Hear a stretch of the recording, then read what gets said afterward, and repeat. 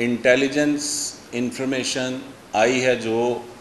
बड़ी ख़तरनाक, वो ये है कि आर्मी की तनसीबात पर हमला करने वाले 30 से 40 जो दहशतगर्द हैं वो इस वक्त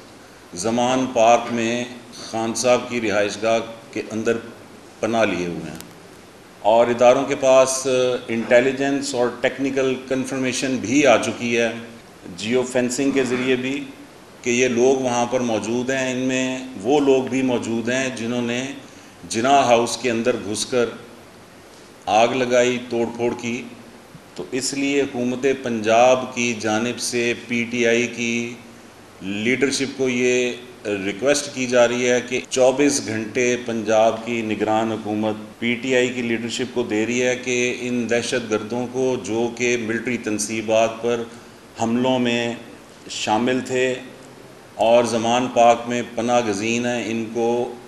पंजाब पुलिस के हवाले कर दिया जाए।